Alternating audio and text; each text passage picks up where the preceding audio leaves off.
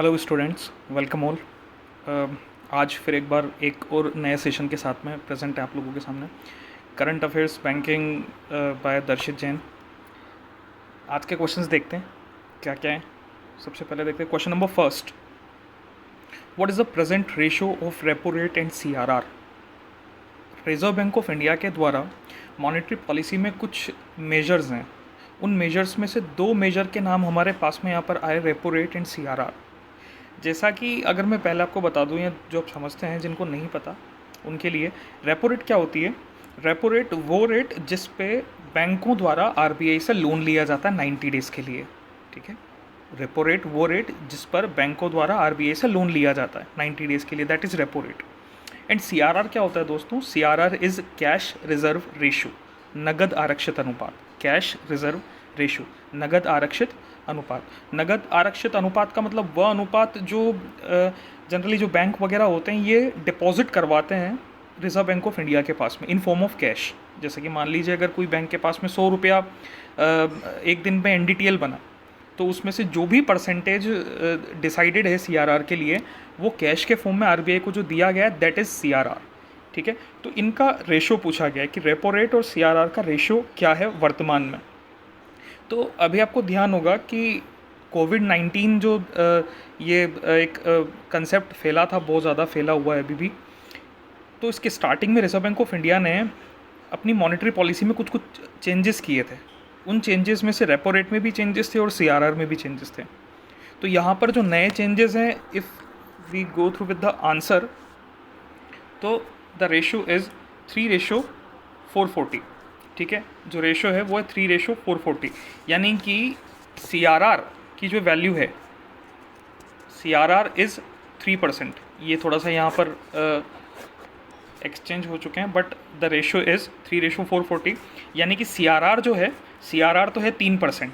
ठीक है, ध्यान रखना, ये जो CRR हम यहाँ पर देख रहे हैं, दैट CRR इज़ 3%। ठीक है, पहले कितना था? पहले 4% था, जिससे घटाकर अब इसको कर दिया गया है 3%। और वहीं अगर हम बात करें रेपो रेट की कि what is the repo rate, तो रेपो रेट जो है दैट इज़ 4.40। ठीक है, रेपो रेट जो है वो है 4.40। 75 बेस पॉइंट घटाई गई थी रेपो रेट। जो रेपो रेट की पुरानी जो वैल्यू थी वो थी 5.15। ध्यान रखना दोस्तों, 5.15 रेपो रेट थी, जिसको 75 बेस पॉइंट घटाया गया था। 75 बेस पॉइंट घटाने का मतलब क्या हुआ कि 0.75 कम कर दिया गया। तो जैसे ही 0.75 कम किया गया, ये 4.40 पे आ गई। और जो CRR है, जो कि पहले 4% था, उसको घटाकर कितना कर दिया गया? 3%। तो ये जो टोटल वैल्यू है CRR की और रेपो रेट की। ठीक है, रेशियो थोड़ा सा एक्सचेंज करके हम देखेंगे यहाँ पर, repo rate is 4.40 and CRR is 3% total. ठीक है, move to the next question. First Indian state to start pool testing of कोविड-19। पूल टेस्टिंग ऑफ कोविड-19 का मतलब क्या हुआ कि एक ऐसा प्रोसेस किया जा रहा है, या ऐसा प्रोसेस किया जाता है जिसमें अलग अलग जो कोरोना वायरस के मामले हैं, उन सभी मामलों की टेस्टिंग एक साथ की जाए। एक साथ किए जाने का मतलब क्या हो गया कि जो सैंपल्स हैं, उन सैंपल्स को एक साथ टेस्ट किया जाए, एक साथ ही मिक्स किया जाए। यदि एक सैंपल नेगेटिव आ गया, तो हो सकता है बाकी के सारे सैंपल भी क्या हों, नेगेटिव मान लिए जाएंगे। ठीक है, जैसे आपने उनमें मिलाया तो वो पूरा का पूरा सैंपल अगर नेगेटिव आ गया, दैट मीन्स कि सारे के सारे केस नेगेटिव हैं। अगर उनमें से कोई भी एक केस पॉजिटिव आ गया, तो फिर जो हो सकता है वो अलग अलग तरीके से बाकी के सैंपल्स की टेस्टिंग कर ली जाएगी। तो पहला राज्य कौन सा है भारत का जिसने पूल टेस्टिंग स्टार्ट की है? यहाँ आंसर देख लेते हैं हम। Answer is UP। ठीक है दोस्तों, याद रखना, Uttar Pradesh is the first state of India जहाँ पर पूल टेस्टिंग कंसेप्ट शुरू किया गया है। ठीक है, move to the next question. What is the India's GDP growth rate predicted by IMF for 2020-21? IMF के द्वारा भारत की GDP ग्रोथ रेट का अनुमान क्या दिया गया है 2021 के लिए? यहाँ पर ये क्वेश्चन पूछा गया, आंसर देख लेते हैं हम पहले यहाँ पर। तो जो GDP ग्रोथ रेट का जो अनुमान दिया गया है हमारा, दैट इज़ 1.9%। ठीक है, IMF is what? International monetary fund, अंतर्राष्ट्रीय मुद्रा कोष। ठीक है, IMF is what? International monetary fund, अंतर्राष्ट्रीय मुद्रा कोष। अंतर्राष्ट्रीय मुद्रा कोष, इसका जो हेडक्वार्टर है जनरली अगर हम देखें तो वॉशिंगटन डीसी में इसका हेडक्वार्टर स्थित है। याद रखना दोस्तों, आईएमएफ का हेडक्वार्टर है वॉशिंगटन डीसी में। और इन्होंने भारत की जीडीपी ग्रोथ रेट का जो अनुमान लगाया वो है 1.9% 2020-21 के लिए। ठीक है, आईएमएफ का ये भी कहना है कि अभी तो 2020-21 के लिए जितनी कम ग्रोथ होगी उतना ही अच्छे से भारत जो है वो 2021-22 में उभर सकता है। यानी कि 2021-22 के लिए जो अनुमान दिया गया, अगर हम बात करें 2021-22 के लिए, इसके हम यहाँ पर देखें, अगर 2021-22 का अनुमान देखें तो यह अनुमान दिया गया है 7.4%। ठीक है दोस्तों, ध्यान रखना 2021-22 के लिए जो अनुमान दिया गया है वो है 7.4%, 7.4%। ये 2021-22 के लिए 2020-21 के लिए जो अनुमान है दैट इज़ 1.9%। ठीक है, according to IMF, international monetary fund. Kristalina Georgieva का नाम ध्यान होगा ही आपको। क्रिस्टालिना जॉर्गिवा जो हैं वो चीफ हैं आईएमएफ की। ठीक है, who is recently appointed the MD and CEO of CARE Ratings। CARE Ratings, what is CARE Ratings? हम जब सेशंस हमने देखे थे, जब हमने क्लासेस में बात भी की थी कई बार, तो क्रेडिट रेटिंग एजेंसीज़ के नाम आते थे। उन क्रेडिट रेटिंग एजेंसीज़ की अगर हम बात करें तो उसमें एक क्रेडिट रेटिंग एजेंसी का नाम था care, CARE, credit analysis and research limited. Care is what? Credit analysis and research limited. तो credit analysis and research limited के द्वारा जो अभी अपॉइंटेड किए गए हैं MD और CEO, इनका नाम क्या है दोस्तों? याद रखना, अजय महाजन। ठीक है, Ajay Mahajan is the present MD and CEO of CARE rating, जो कि अभी रिसेंटली अपॉइंट किए गए हैं। याद रखिएगा, Ajay Mahajan is the MD and CEO of CARE ratings. ठीक है, move on to the next question. The first webinar of Dekho Apna Desh series, the first webinar of Dekho Apna Desh series is started for which city. ठीक है, देखो अपना देश, ये एक प्रोग्राम शुरू किया गया दोस्तों सरकार के द्वारा, जिसके तहत क्या बात की गई है कि कुछ वेबिनार वगैरह आयोजित किए जाएंगे। वेबिनार का मतलब क्या हो गया कि कुछ ऐसा कंसेप्ट जिसमें कुछ इस तरीके का कंसेप्ट जिसके अंदर ऑनलाइन सेमिनार्स किए जाएंगे। ऑनलाइन सेमिनार को ही हम वेबिनार कहते हैं। तो देखो अपना देश पर्यटन मंत्रालय जो है, टूरिज्म मिनिस्ट्री, उनके द्वारा ये शुरू किया गया है। और कौन से शहर के लिए शुरू किया गया है, तो यहाँ पर हम आंसर देख लेते हैं पहले। The answer is Delhi. ठीक है दोस्तों, ध्यान रखना, जो first webinar of Dekho Apna देश series is started for which city? Delhi. Delhi के लिए शुरू किया गया है। इसे जो है city of cities, Delhi personal diary, एक टाइटल नाम दिया गया। ठीक है, दिल्ली के लिए जो टाइटल दिया गया उस टाइटल का भी नाम ध्यान रखिएगा, city of cities Delhi's personal diary. ये इसका एक तरीके का टाइटल दिया गया। ठीक है, तो जो पहली सीरीज़ है, पहली सीरीज़ में बात की गई है दिल्ली की, और ध्यान रखिएगा दूसरी सीरीज़ के अंदर नाम दिया गया कलकत्ता का। ठीक है, दूसरी जो सीरीज़ है, सेकेंड जो सीरीज़ इसकी लॉन्च की जाएगी, इसको 16 अप्रैल यानी कि कल ही लॉन्च कर दिया जाएगा। तो दोस्तों ध्यान रखना कि इसके लिए जो बोला गया है वो कहा गया है कि ये कलकत्ता के लिए लॉन्च किया जाएगा। तो थोड़ा सा इम्पोर्टेंट है, ध्यान रखने लायक एक कंसेप्ट है। तो कलकत्ता के लिए शुरू किया गया, पहला जो शुरू किया गया दिल्ली के लिए शुरू किया गया। ठीक है, move on to the next question. COVSACK kiosk is developed by. ठीक है, कोवसेक कियोस्क जो है ये किसके द्वारा डेवलप किया गया? कोवसेक कियोस्क क्या है दोस्तों? एक तरीके का कि यहाँ पर क्या है कि अलग अलग जो सैंपल्स होंगे कोरोना वायरस से रिलेटेड, कोविड-19 से रिलेटेड जो भी सैंपल्स होंगे, उन सैंपल्स का एक कलेक्शन सेंटर, ठीक है, उन सैंपल्स के कलेक्शन सेंटर के लिए इसको स्टार्ट किया गया है। तो ये जो है किस पर्टिकुलर एजेंसी ने या किस इंस्टीट्यूट ने इसको डेवलप किया है? आंसर हम देख लेते हैं, that is developed by DRDO। ठीक है दोस्तों, ध्यान रखना, COVSACK kiosk is developed by DRDO। ठीक है, एक तरीके का कैबिन है, एक तरीके का कलेक्शन सेंटर है, जहाँ पर जितने भी जो टेस्टिंग के लिए डेटाज़ हैं या जो जो भी सैंपल्स होंगे उन सबको इकट्ठा रखा जाएगा। ठीक है, अलग अलग जैसे जो पॉजिटिव्स हैं उनके सैंपल्स अलग कर दिए जाएंगे, नेगेटिव सैंपल्स अलग कर दिए जाएंगे, और यहाँ पर बिल्कुल एक पूरी एक सैनिटाइजेशन की पूरी व्यवस्था रखी गई है, पानी और लाइट वगैरह सब कुछ यहाँ पर पूरा एक कंसेप्ट रखा गया है। तो एक कियोस्क है that is developed by DRDO, ठीक है, defence research and development organisation. DRDO is defence research and development organisation, ठीक है। Move on to the next question. Operation Meghdoot, operation Meghdoot is was associated by. Operation Meghdoot, options यहाँ पर हमारे सामने हैं, Gilgit Baltistan, Aksai Chin, Siachen glacier, east Ladakh valley. हम आंसर देख लेते हैं यहाँ पर सबसे पहले कि ये किससे रिलेटेड है। That is associated with Siachen glacier. Siachen दिवस के रूप में मनाया जाने वाला एक 13 अप्रैल को, हर साल 13 अप्रैल को सियाचिन दिवस मनाया जाता है।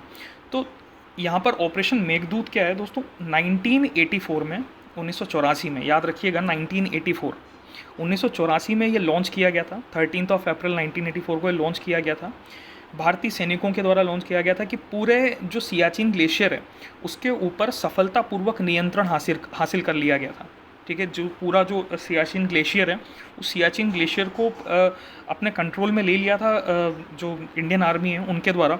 तो ये जो सियाचिन ग्लेशियर से एसोसिएटेड एक ऑपरेशन चलाया गया था भारतीय सेना के द्वारा, that is known as operation Meghdoot, ठीक है। याद रखना सियाचिन दिवस जो मनाया जाता है दैट इज़ ऑन 13 अप्रैल, 13 अप्रैल को सियाचिन दिवस मनाया जाता है। Move on to the next question. Which Italian city reported the highest number of कोविड-19 केसेस। इटली के उस शहर का नाम बताना है जहाँ पर कोविड-19 के सबसे ज़्यादा केस रजिस्टर्ड किए गए हैं। ऑप्शंस है हमारे पास में, सिसिली, पिडमॉन्ट, लोम्बार्डी, वेनेटो और नन। आंसर देखते हैं यहाँ पर कि किस शहर में इटली के द्वारा सबसे ज़्यादा केसेस कोविड-19 के देखे गए थे। The answer is Lombardy.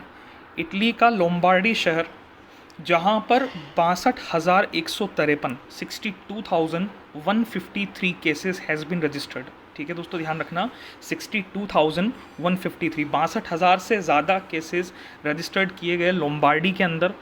पूरे इटली की अगर हम बात करें तो पूरे इटली में 1,65,000 प्लस केसेस रजिस्टर्ड किए गए थे। 1,65,000 से ज़्यादा केस रजिस्टर्ड किए गए हैं कोविड-19 के, जिसमें से लोम्बार्डी यहाँ का एक शहर, वहाँ पर 62,153 केसेस, जो कि सबसे ज़्यादा, यानी कि जो एकदम बिल्कुल हॉटस्पॉट एरिया कहा गया था इटली का, सबसे पहला hotspot area that was Lombardy. नाम ध्यान रखना, एग्जाम में आने लायक बहुत अच्छा क्वेश्चन है ये, कि लोम्बार्डी जो है ये सबसे पहला हॉटस्पॉट एरिया था इटली का, जहाँ पर कोविड-19 के सबसे ज़्यादा केसेस रजिस्टर्ड हुए थे, 62,153 केसेस, ठीक है। जिस तरह से चाइना का वुहान शहर पूरी तरह से कोविड-19 के अंतर्गत आया था, पूरी तरह से कोविड-19 से ग्रस्त पाया गया था, उसी तरह से लोम्बार्डी भी पूरी तरह से कोविड-19 ग्रस्त मान लिया गया था। तो थोड़ा ध्यान रखने लायक एक क्वेश्चन है, अच्छा शहर, अच्छा नाम है लोम्बार्डी, तो ध्यान रखिएगा, ठीक है। Move on to the next question.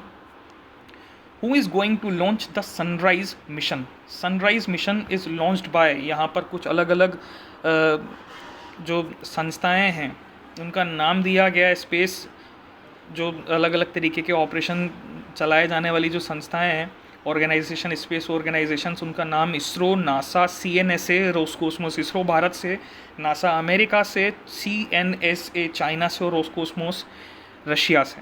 तो answer is operation sunrise is started by NASA. Operation sunrise क्या है दोस्तों?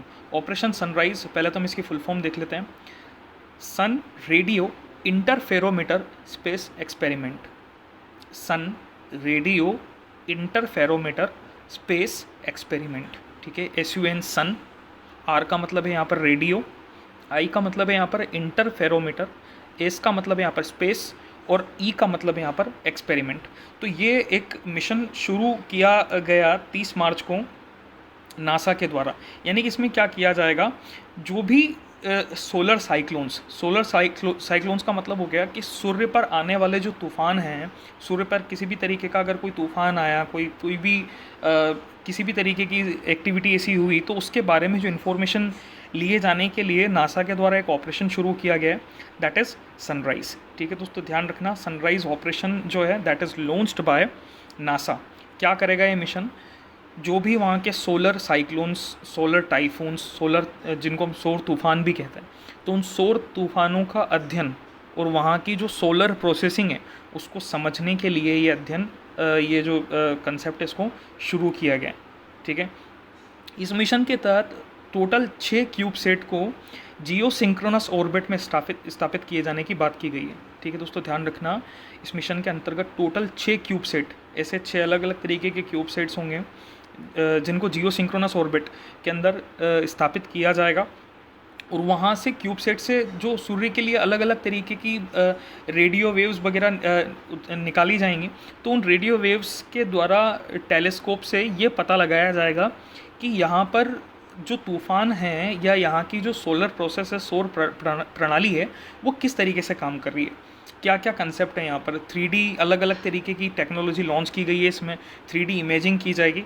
तो बहुत अच्छा एक मिशन है, आप इसके बारे में रिसर्च कर भी सकते हैं, पढ़ भी सकते हैं। बहुत अच्छा टॉपिक है सनराइज मिशन, एग्जाम में आने लायक बहुत अच्छा क्वेश्चन है। सो स्पेशल है, थोड़ा सा ध्यान रखिएगा। Move on to the next question. Autism awareness day is celebrated on, ठीक है, autism awareness day is observe on which date every year. किस दिन ऑटिज्म अवेयरनेस डे मनाया जाता है? पहला आंसर देख लेते हैं। ऑटिज्म अवेयरनेस डे दोस्तों मनाया जाता है 2 अप्रैल को। 2 अप्रैल के दिन ऑटिज्म अवेयरनेस डे मनाया जाता है। What is autism? दोस्तों ऑटिज्म एक डिसऑर्डर होता है ये, ठीक है, एक जनरली हम बोल दें कि डेवलपमेंट जो है, बच्चों का डेवलपमेंट जो होता है, विकास जो है, तो उस विकास दर को धीमा कर दिया जाता है। इसमें विकास दर धीमी हो जाती है बच्चों की। विकास दर धीमी होने का मतलब क्या हो गया कि कुछ कुछ इस तरीके का सिम्टम्स या कुछ कुछ ऐसी बातें बच्चों में नज़र आने लग जाती है जो ऑटिज्म से प्रभावित होते हैं। वो सामाजिक व्यवहार और किसी भी तरह का, मतलब जैसे अगर सोशल उनकी जो एक तरीके की अवेयरनेस है या लोगों से इंटरेक्ट करने का जो तरीका है, वो थोड़ा सा डिफरेंट होता है। डिफरेंट इन द सेंस क्या होगा कि कई बार वो कुछ बहुत सारी चीज़ों को लगातार, है ना, संचार में कुछ, जैसे किसी से अगर कोई बात कर रहे हैं, किसी तरीके की कोई बात हो रही है, तो लगातार उससे एक ही बात को लगातार, जैसे कई बार आपने देखा होगा मूवीज़ वगैरह में दिखाते हैं, लगातार उसे रिपीट करते रहना, बार बार एक ही एक बात। जैसे कि मान लीजिए अगर कोई बच्चा है, उसने बोला कि माई नेम इज़ एक्स, तो वो लगातार my name is x, my name is x, my name is x, my name is x, my name is x, बिना किसी बीच में 2 सेंटेंस के बीच में कोई एक सेंटेंस आए बिना, कोई एक नई बात आए बिना, उसी बात को, सेम सेंटेंस को लगातार रिपीट करते रहना, दैट इज़ ऑटिज्म। तो ऑटिज्म अवेयरनेस डे ये सेलिब्रेट किया जाता है, ध्यान रखना, 2 अप्रैल को। ठीक है दोस्तों, ये आज के हमने 10 क्वेश्चंस देखे हैं, थोड़े से अच्छे क्वेश्चंस हैं। लगातार इस तरीके के करंट अफेयर्स के क्वेश्चन हम डेली बेसिस पे देख रहे हैं, तो आप भी थोड़ा सा अपडेटेड रहिए, लगातार इन्हें देखते रहिए। And please subscribe, like, comment and share the channel. ठीक, जो भी आपके डाउट्स होते हैं वो आप पूछ सकते हैं किसी भी तरह से, आप कमेंट बॉक्स में उन्हें पूछें, या फिर जो भी अपडेट आपकी देना चाहें, you can text me also. तो जो भी डाउट्स हैं आप पूछ सकते हैं। थैंक यू सो मच, मिलेंगे नेक्स्ट सेशन में दोबारा वापस से।